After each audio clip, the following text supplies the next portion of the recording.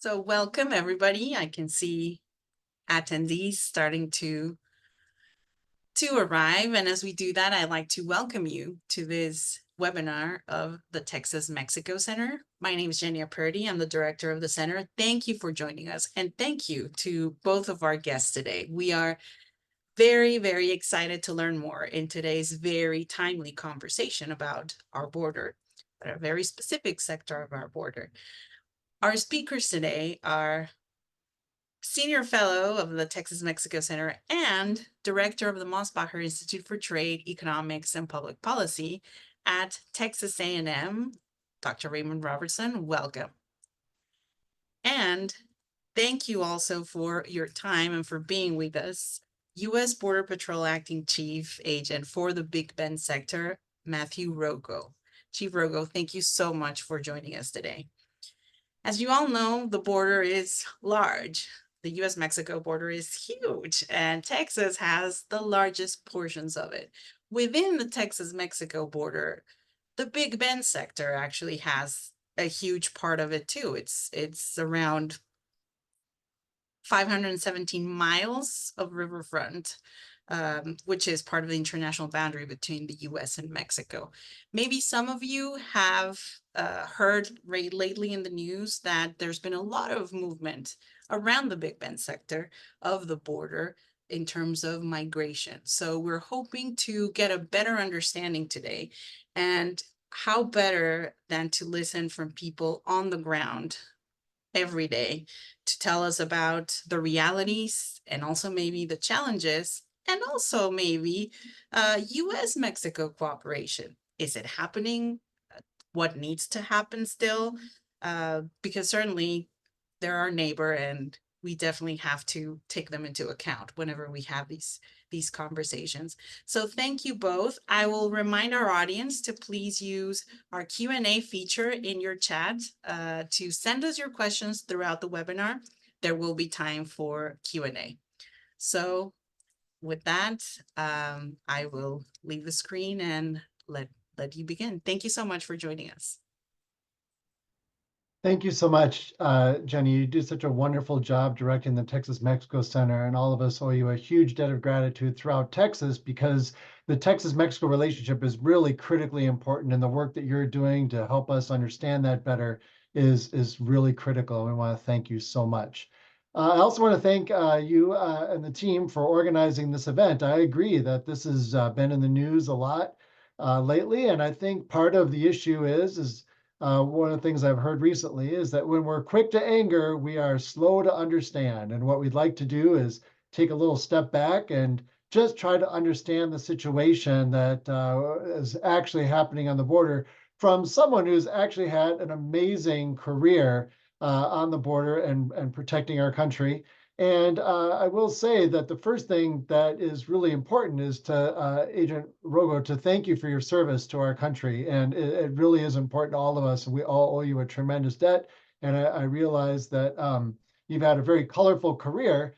So the first thing I'd like to just ask you is if you can just take a step back and tell us a little bit about the Big Bend sector and what it's like for you to have spent so much of your career there and also in DC, to give a little bit of a reflection on the current situation in a historical perspective. Most certainly. Thank you for the opportunity. Certainly anytime that we as members of the United States Border Patrol and as members of Customs and Border Protection get the opportunity to talk to groups like this, we're going to take advantage of it. And so first off, I just wanted to thank you for that. I have been in Big Bend sector since 2019. Prior to my time in Big Bend sector, I spent time in Tucson sector in the early 2000s, in El Centro sector in California, where the Imperial Valley has a strong agricultural tie, as well as at headquarters, and then on the northern border, and then headquarters again. Some people would say I was a glutton for punishment to travel to headquarters twice, because it can be quite stressful working in that environment. But it's really a great experience for any Border Patrol agent who gets the opportunity to go to headquarters. When I arrived to Big Bend sector in 2019, the area was experiencing very, very low migration. And when I say low migration, I'm talking about close to 10,000 apprehensions per year. That is not significant for any Border Patrol sector. And shortly after I arrived, if you'll recall, it was the beginning of 2020 when COVID became a challenge for the United States and the world. And, migration remained slow during that time. However, it was sort of about a year into the COVID experience, if you will, just about the fall of 21, almost this winter, spring of 2022, where Big Bend sector actually experienced quite a spike in migration. When I reference quite a spike, I'm referencing about 4 times the average. We were experiencing over a 2-year period anywhere between about 34 to 38,000 apprehensions. And I think it's important that if anybody on the call goes back and sort of looks at CBP's data on cbp.gov, you'll see a time where CBP transitioned from the word apprehension to the word encounter. And the reason they did that is during COVID, individuals were treated as an encounter for a statistical purpose because they were excluded under the public health authority that the United States Border Patrol was operating under.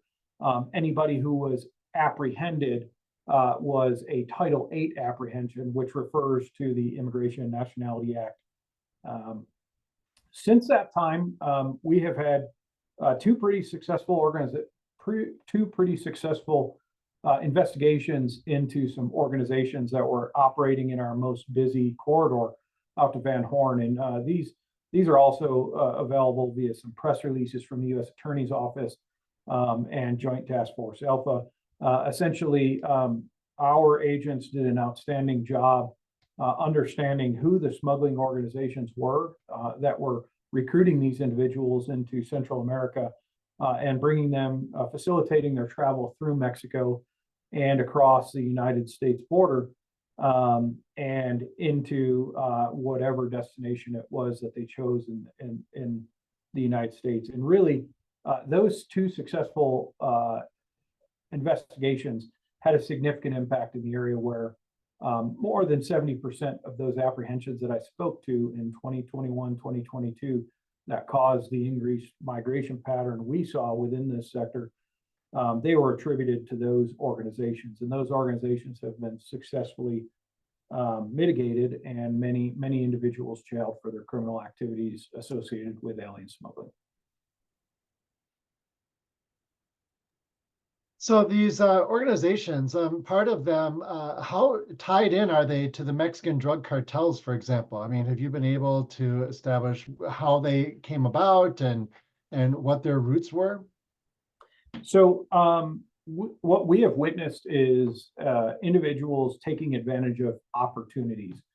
And I think where the differentiation really exists from our experience is at what you would consider the transport or the mule or the guiding cell level versus the actual organization of the criminal activities.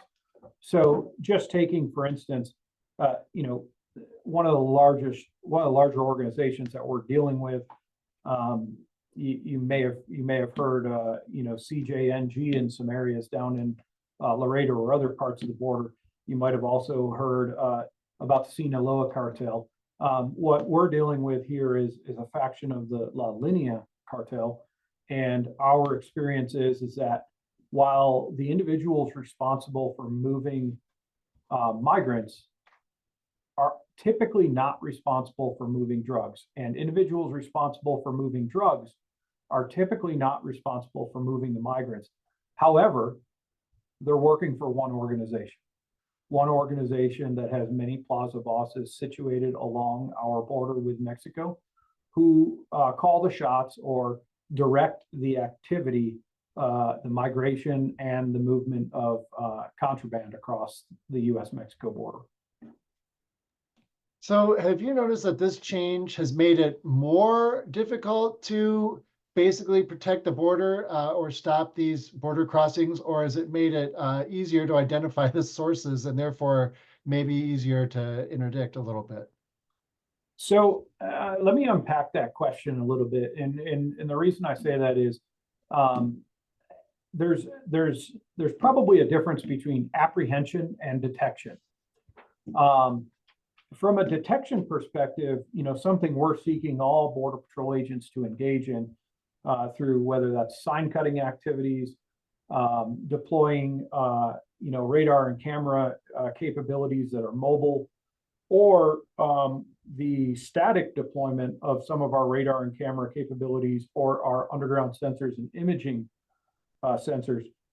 Essentially, in this sector, you will see a higher level of detection than you will apprehension. The United States Border Patrol has an interdiction effectiveness ratio, sometimes referred to as IER, and that is reported to the Office of Management and Budget every year and on to Congress. That, depending on what year that is, that might fluctuate between 70, 80, and sometimes into the high 80s as a percentage. Big Bend has typically not experienced the same level of interdiction effectiveness. In other words, we detect a lot of activity. However, we don't always successfully apprehend that activity. And so from a cartel perspective, they're looking at how they're going to be successful, mitigating the defenses that we've established on the southwest border. And one of the really big game changers recently out here has been, when I arrived to this sector, we had no radar and camera capabilities. We have now deployed 52 of those combination radar camera suites that are giving us about 3 square miles of coverage at any given spot. So we've, it doesn't seem like a lot, but we've essentially put up about 150 square miles of coverage, aside from the imaging and underground or seismic sensors that we have deployed. And so we've become better at detecting these, and we're getting better at apprehending them. And certainly the cartels understand that, we do have some vulnerabilities. We typically see them try to exploit those vulnerabilities. But interestingly enough, you would think, with those capabilities deployed, they'll still cross in some of those areas where we have those capabilities, taking the chance that we won't apprehend them. And I mean, it would be an assumption on my part, but essentially, I'm guessing some level of success has occurred before. Those have been listed as gotaways, something you will often hear in the media, and they decided, let's try it again. So how much of a difference have the new technologies made in the effectiveness of individual agents? Like, is it almost like you've been able to double the enforcement or monitoring with the new technologies, or how much of a difference have you observed over time? That's interesting. When I joined this organization in the late 90s, I was given a set of handcuffs, the duty gear that I needed around my belt, a flashlight, and a list of seismic sensors. Seismic sensors were adopted from some of the wartime capabilities in the late 60s, early 70s.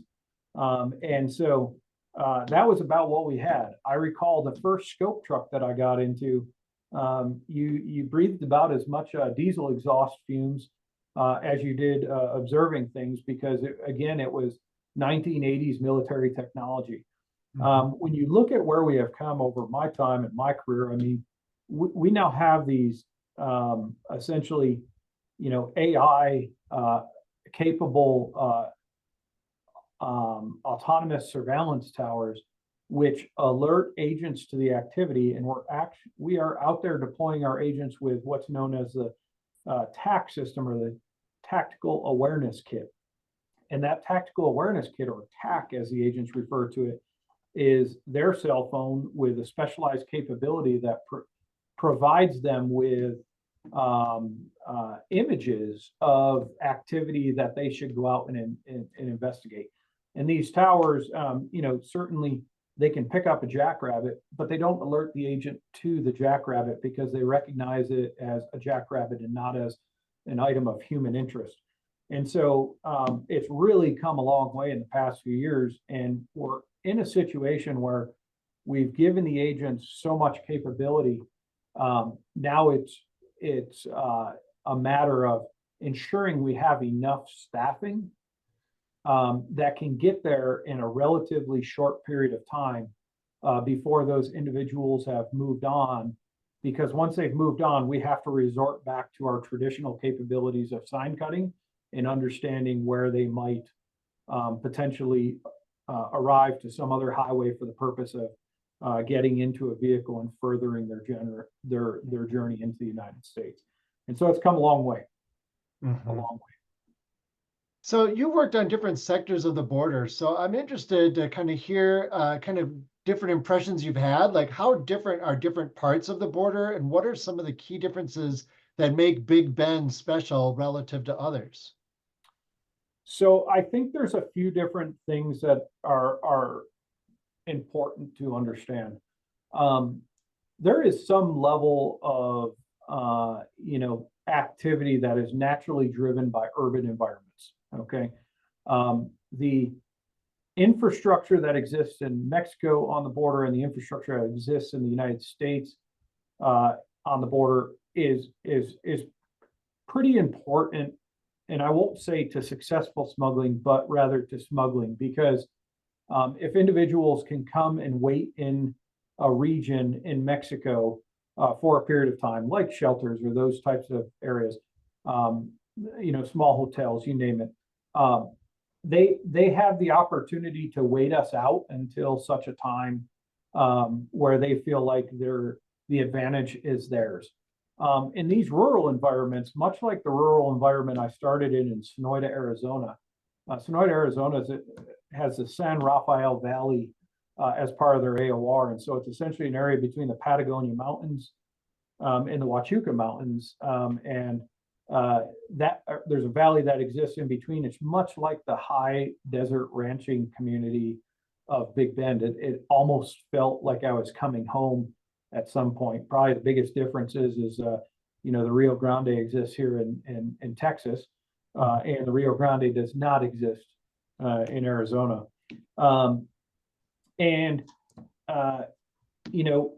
When you compare and contrast the time I've spent in Tucson and here versus the time I spent in El Centro has Mexicali and Calexico straddling the border. A fair amount of infrastructure back then when I was there in 06 and 07. A fair amount of fencing, both there as well as out in the dunes, that was deployed under the Secure Fence Act post 2001 under the Bush administration. And so where it might not be prudent for them to smuggle 30 people across at one time, and rather they only smuggle 3 or 4 people at one time. Certainly out here in these areas where detection capability is limited, terrain is neither an advantage of the smuggling organization nor an advantage to the U.S. Border Patrol.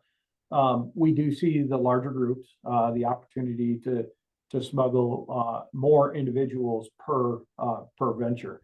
And the uniqueness is out here in places, in Tucson that I worked. I also worked the West Desert of Tucson, between Ajo and Tucson. They're often walking 2, 3, 4 days before they meet an individual who's going to further their smuggling journey.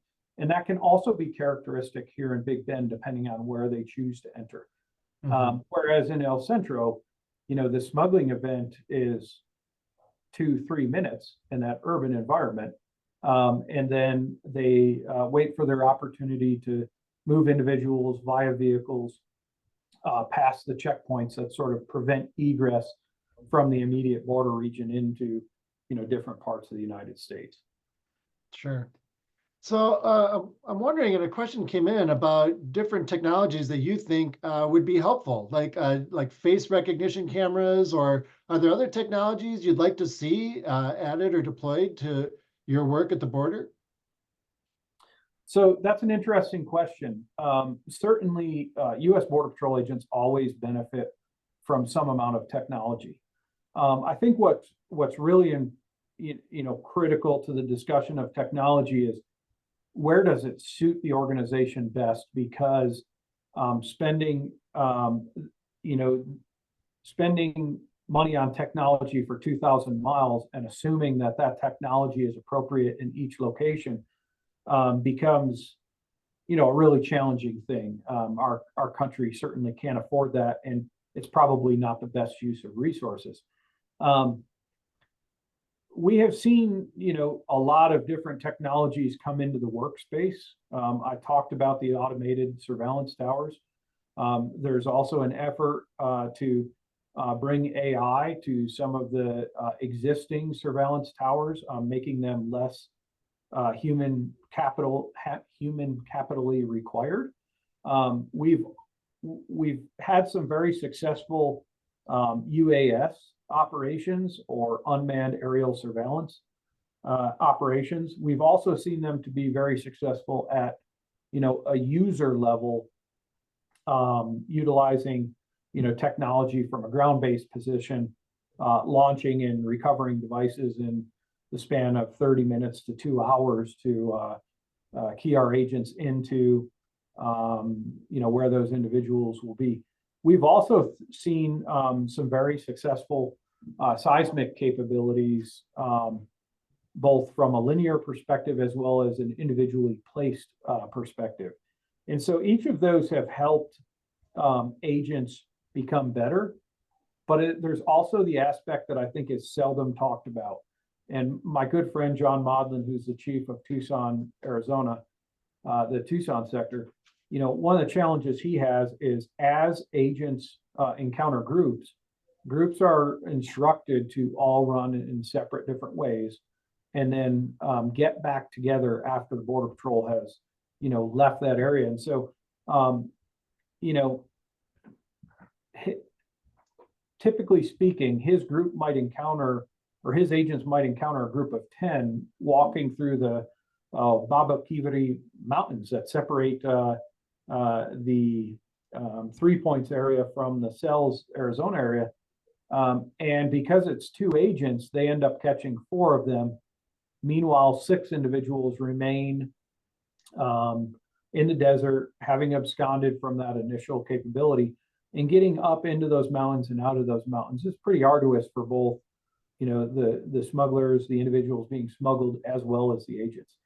And so while technology is really good to have, it also comes down to having a human, an individual who can take that person into custody, place them under arrest, and take them out of that area to a processing center, or wherever that next destination may be. Right. So I'm not certain that things like facial recognition are all that important in a field deployed situation, only because it's likely cost prohibitive to have technology that will gain facial recognition capabilities at 3 miles or a mile or 4 miles. I'm certain as the technology continues to increase and cost comes down, that might be something that would be very suitable for use in the border environment down the road, but I don't see that right now. Sure. So as the moderator, I know people are really tuning in because they're interested in some of these current events. I mean, one of them is obviously the surge in migration over the last several years, and you mentioned that it was picking up already in the spring of 2022. But we haven't really talked about sort of, if you've when you encounter these folks, you track their nationalities, right? So one of the things that's changed is where people are coming from, and the other might be some of the reasons why they're migrating. So have you picked up any of that when you're encountering people? Are you detecting, what differences have you noticed in Big Bend in particular? So I think generally speaking, for the United States Border Patrol, we have seen a change in demographics. And when I refer to demographics, I'm referring to three primary areas that we place individuals into from a demographics perspective.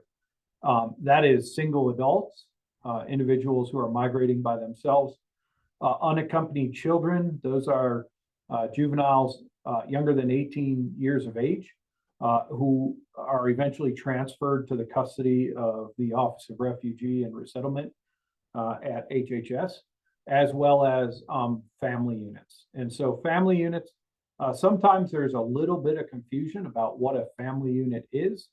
A family unit is, think nuclear. We're talking about a father and son, a father and daughter, a father, mother, and children. We're not talking about an aunt and a nephew. We're not talking about an uncle and a nephew. In those situations, if the individual was under 18, they would be considered an unaccompanied child, and the other individual would be considered a single adult. And essentially, if you look back to 2014, the first real demographic shift was what Secretary Johnson sort of referred to as the unaccompanied child surge, or the unaccompanied child increase. And that while it was witnessed and experienced in many places, it was primarily Rio Grande Valley sector that experienced the brunt of unaccompanied children migration into the United States. That was sort of the first look of the U.S. Border Patrol of, how do we coordinate better with ORR, or the Office of Refugee and Resettlement? How do we hold children in better conditions? How do we afford them the things that they need while in our custody? And then as that surge sort of dwindled out, what we experienced next was essentially a family unit increase in 2018 into 2019. And so rather than children coming unaccompanied, children were often arriving with at least one parent, sometimes both parents. I'll speak generally to it in that sort of existed up until a point where some of the programs, some of the enforcement programs were placed into effect that required individuals to meet certain screening criteria more quickly, or remain in custody, or remain outside the United States. And that is where remain in Mexico, or the migrant protection protocols sort of came into place. Essentially, those numbers, I don't want to say they dwindled significantly, but they certainly got much lower after that point. And then we transitioned into the COVID period. After coming out of COVID, I will say I personally do not believe there is one demographic that's more important than another, or happening at a higher level. UACs, or unaccompanied children, are remaining relatively low. There were some periods where there were some spikes, but they're remaining relatively low compared to 2014 through 2020. Meanwhile, single adults and family units are hovering somewhere between the 30 to 50% at any given time, and sort of shifting back and forth. Yeah, and there's also differences across countries, right? I mean, we saw with the ongoing violence and unsettlement in Haiti, which we just saw in the news, where the prison broke out, and then obviously the ongoing situation in Venezuela. I mean, we've seen people come from less traditional areas, right? Have you noticed that in Big Bend? I mean, are the people generally still coming from Mexico, Central America, or are they really showing up from other areas as well? So we have noticed it. I will say during our surge period, and not specifically talking about right now per se, we were sort of unique in that we still experienced about 75% of our migration from Mexico, and only about 25% of it from countries that we would list as other than Mexico. And from the beginning to the mid part of my career, other than Mexico, was typically included individuals from Guatemala, individuals from Honduras, individuals from El Salvador, and a little bit of Brazil. We didn't see a significant amount from countries outside of those. Now, South and other Central American countries have increased over time, and we have seen, individuals from other countries sort of fall into that other than Mexico category more recently. Anecdotally, I'm just going to share this with you, and this is a unique little statement. One of my patrol agents in charge, he works down in Presidio, and we spent some time the other day discussing with our staff migration and some of the work related to processing of individuals, and he had sort of characterized his week of activity, and he labeled a citizen from Mexico as exotic, which typically in the Border Patrol's reference to individuals from other countries, extracontinental individuals not from South America or Central America might be considered exotic. And the reason is because when you catch one individual from, let's say, Uzbekistan, that's a very unique happening for a sector. And in his case, only one individual had come from Mexico that week. Meanwhile, many of them had come from Colombia, Venezuela, or other traditional Central and South American countries.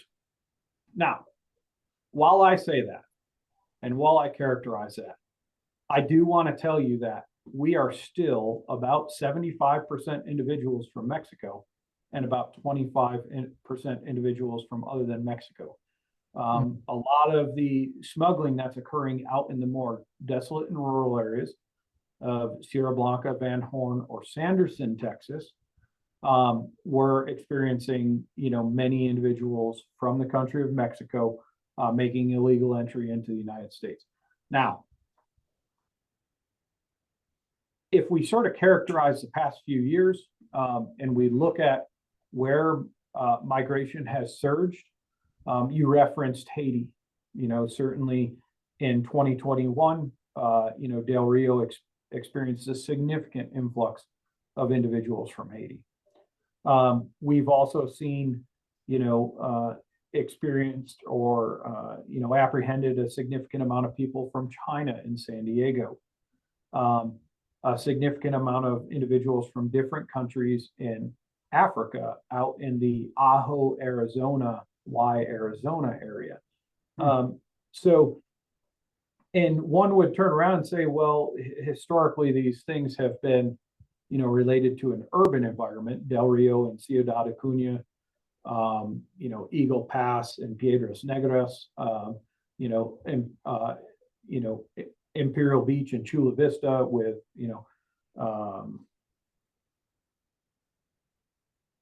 the San Diego area. But that's not, it's not 100% true, because when you look at Ajo, where there's just about nothing, they're experiencing, a significant influx of non-Central American, non-South America, non-Mexico individuals making entry there. Wow, yeah, that's really amazing. So another question has come in, and I realize this is probably pretty delicate, but I'm just wondering about if you have thoughts on cooperating with the state of Texas going forward. There was a decision that was just handed down about the new Texas law that has to do with allowing Texas to arrest people who they consider have entered the country illegally. Does this affect your operations, or how is that coordination going? So any of the support we receive from the state of Texas, or any of our interactions with their folks as it relates to the work that they're trying to accomplish, we have an air unit that supports our agents quite well. They've been recognized for a lot of significant rescues. Back in November, they worked with our team to rescue a United States citizen out of Big Bend National Park. It was quite a great event. And so proud of our agents to be able to go out there and save individuals regardless of where they're from, whether they're U.S. citizens, whether they're individuals seeking to legally enter.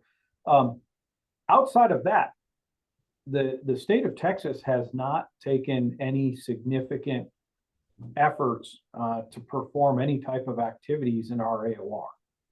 Mhm. And so, essentially our work with them is limited to any type of, special operations where we may enter into, where we're trying to specifically stop a criminal element or an organization that we believe is about to make entry, and keeping individuals from being able to access the highways or those types of things. If you go down to Presidio, you might find, 2 patrolmen if you're lucky.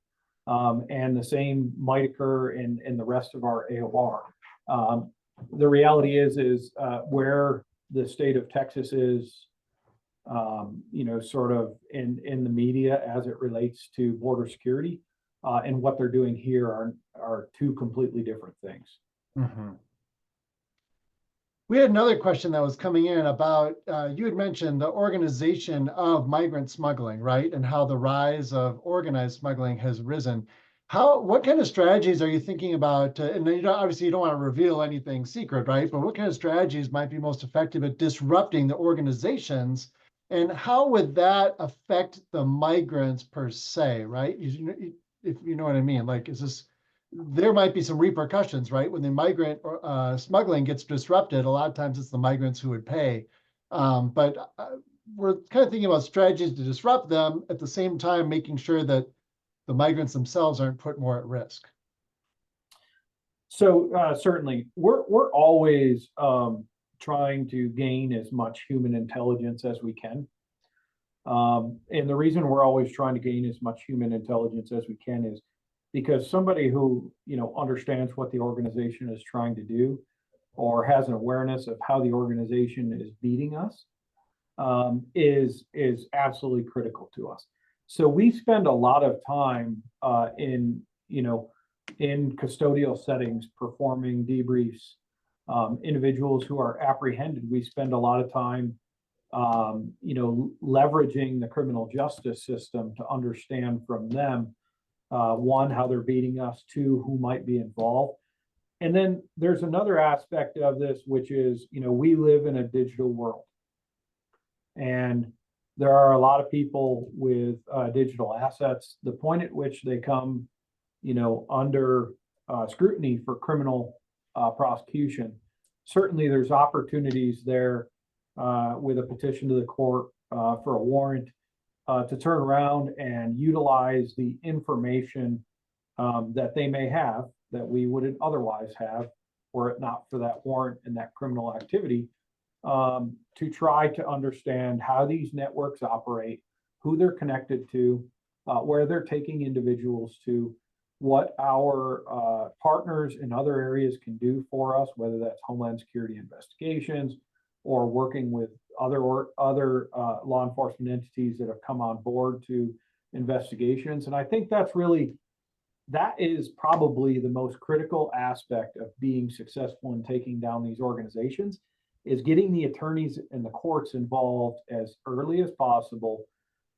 and recognizing that we're just one organization. There's so many other organizations out there who can help us be successful in our efforts.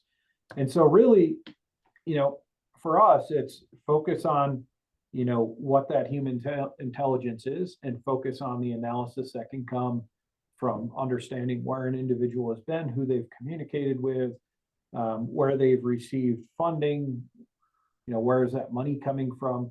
And then, there's another piece, the criminal asset forfeiture piece that typically helps us to understand the organizations just a little bit more. Where we really have to focus is, getting down into Mexico. Mhm. You can take off as many transportation cells as you'd like. That's just one facet of it. There's also, guide groups who are moving them, through the border region. There's also facilitators who are finding them in Central and South America to bring them through. And I referenced it a little bit earlier. The two cases that we brought to full investigation and full,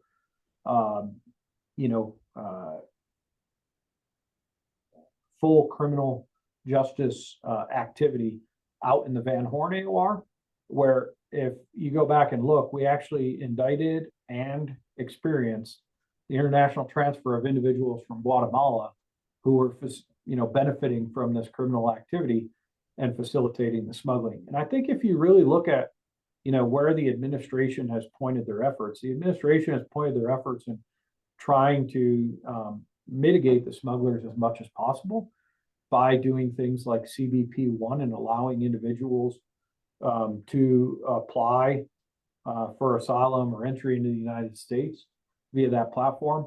I won't get into how well it's worked. I've never actually done it. Because it's an OFO program or an Office Field Operations program facilitated by our Customs and Border Protection officers. Those are our brethren in blue. I don't have a lot of, great knowledge about that program, but I think really, the more that can be done to, decrease the amount of crossings at the border, the better Border Patrol agents are going to be at successfully bringing border security to each and every region of the United States. Yeah, and there was definitely a push to address some of the root causes, right? Like you said, get down into Mexico and just minimize the people that are leaving to make that attempt is really important. What about some of the discussion that we've heard about increasing processing for asylum claims? Like if we were to able to move some of that processing to different countries, move it to Colombia, move it to Mexico, move it to Central America, do you think that would reduce the pressure for in between ports of entry, like you maybe have been witnessing?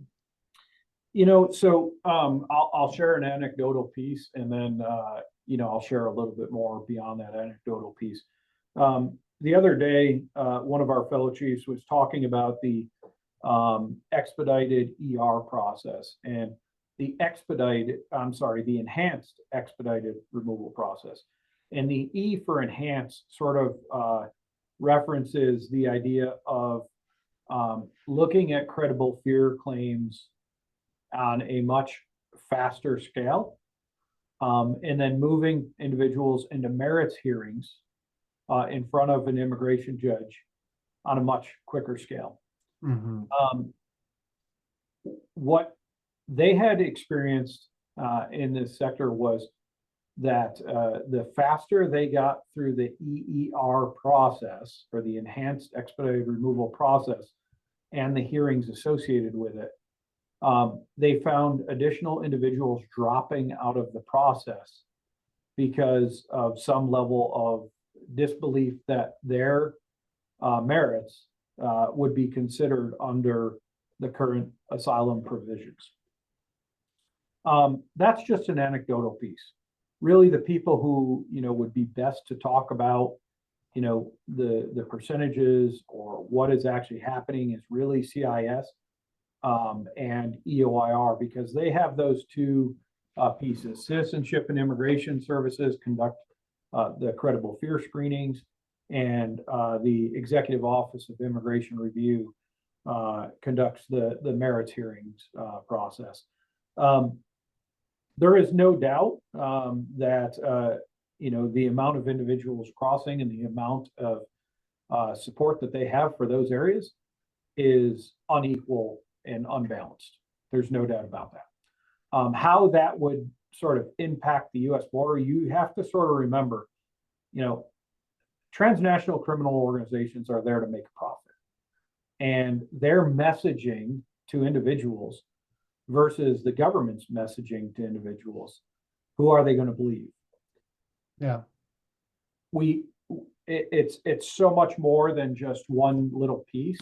It's all of these collaborative pieces that we've sort of discussed today, coming together in sort of this, great recipe, if you will, of the right servings of each individual ingredient that, will help to increase the security of our border. Outside of that, I would anticipate the organizations continuing to try to take advantage of whatever loopholes or messaging they believe will be successful to continue lining their pockets. Well, yeah, I'd heard about an initiative y'all worked on that focused on El Salvador in particular, where you worked with the television network in El Salvador. This is a couple of years ago, right? And there was a 6-part series that was launched in El Salvador. And I'd heard, and I didn't actually look at the data to confirm, but that there was a drop in encounters from Salvadorans after that program aired in, I think it was San Salvador, but probably throughout the country because it's so small. Do you think other types of PR efforts like that might also be helpful going forward? So I certainly do believe that, Department of Homeland Security working with the Department of State, what you were referencing, the Department of State typically helps with those types of efforts to not only, get the message into the foreign country, but also to sort of develop that message, target that message at the right individuals and at the right topics. There is no doubt that border security has to be an all hands approach. It can't just be the Department of Homeland Security. It can't just be the attorneys from the Department of Justice. It can't just be the Department of State.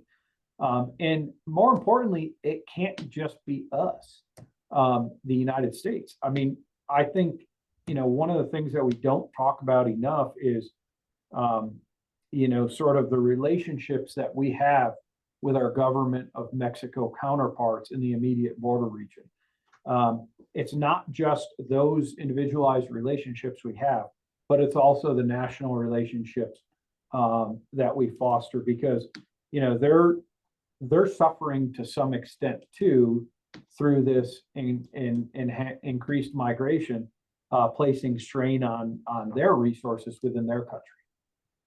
Mm-hmm. So one of the things we wanted to do with the webinar was to really help you tell the story that you've experienced. And I'd like to give you a chance now, like, to see what type of misperceptions have you seen in the media or throughout the country outside the border region that you think really need to be cleared up? Like, what are some things people really don't get that you think it's important for people to understand? That's an interesting question. Certainly, we spend a fair amount of time looking at what are the topics or the key points that we sort of need to message out. And like any good ride along, good media interview, you might spend 6 hours with that person. You might also spend just 30 minutes speaking in front of a camera. And we know that when any one of us watch the news, we're going to see about 30 seconds of that. And so, I'm certainly not, blaming the media. No one's going to turn in for 30 minutes to listen to me. And why would they? Lots of people are today, but go ahead. I didn't mean to interrupt. I'm sorry. But you're also not part of the media, right? Yeah. You guys are here for, to understand what's going on the border and to look at it from the lens of cooperative efforts and research. But anyway,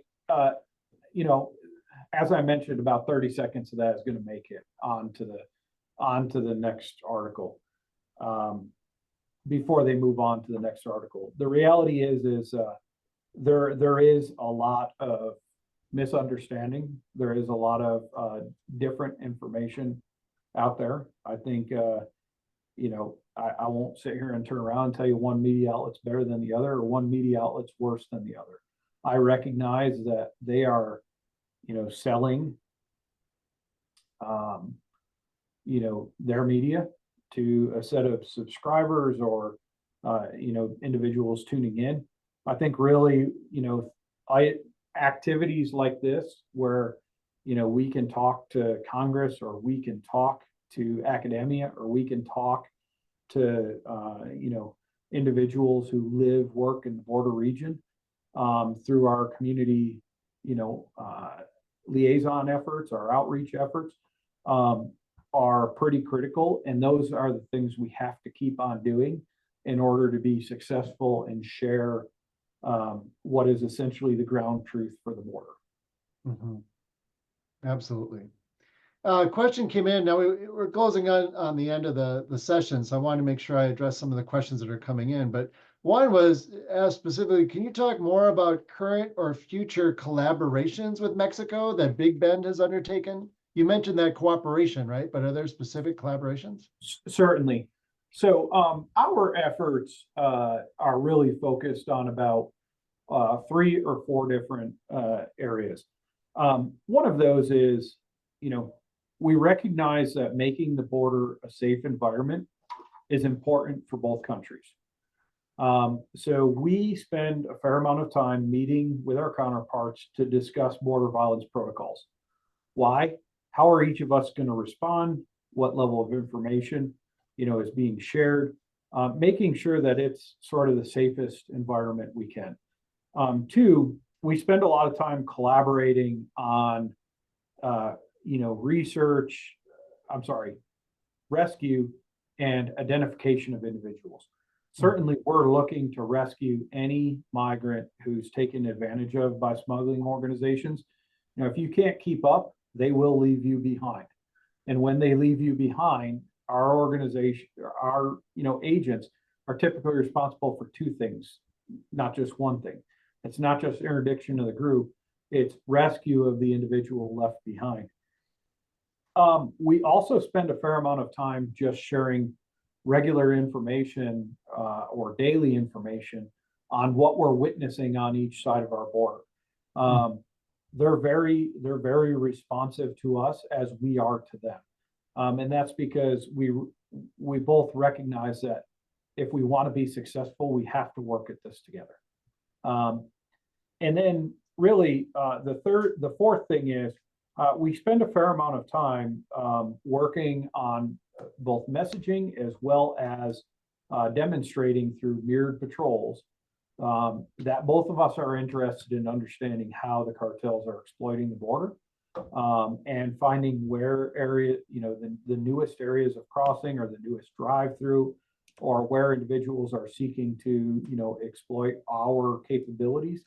And so, whether it's our border violence protocols, the day-to-day sharing of information, our rescue efforts, or our mirrored patrols, we get a lot of local and regional support from Mexico, and that's a 2-way street. We spend a lot of time working to help them as well. Mm-hmm. Yeah, that's really critical. Another question came in was about, if you can make one request, you're going out there, you're obviously working as a public servant. And we, again, as I said at the very beginning, we really value your public service. We believe that public service is a noble calling, but it's a 2-way street, right? We want to be able to support you more. In what ways do you think either us or through our elected officials or the government, or how can we provide you all more support for the important work that you're doing? Is there something that we could do more for you as listeners or voters or representatives or the federal government? So I think really having conversations is one of the most critical aspects. That's not only critical for our efforts with our, government of Mexico partners, but it's also critical for, us to have with academia. Obviously, y'all are spending a fair amount of time trying to solve some problems, trying to navigate this very complex border, and be successful from a binational perspective. Having those conversations and making sure that the accurate and truthful information is out there is pretty critical. And so even when I was on the northern border, I took a lot of time going out and talking to different groups and telling them what was really happening, because what is really happening and what is often reported it is not always as accurate as the ground truth from the Border Patrol or from CBP. Exactly. Yeah, well, we're doing our best, and we want to let you know that we really appreciate your service and thank you for your time. I'm going to turn it back over to Jenny now to wrap it up.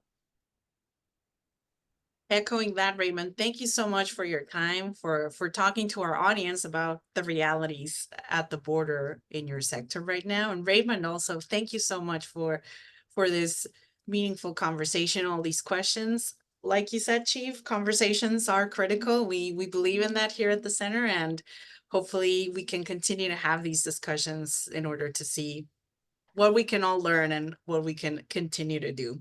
Thank you for everybody who tuned in today. We are so glad you were able to join us. Stay tuned for upcoming events. And once again, thank you, Chief Roggow. Thank you, Raymond. And thank you, everybody. We were so delighted to have you today, and we hope to see you next time.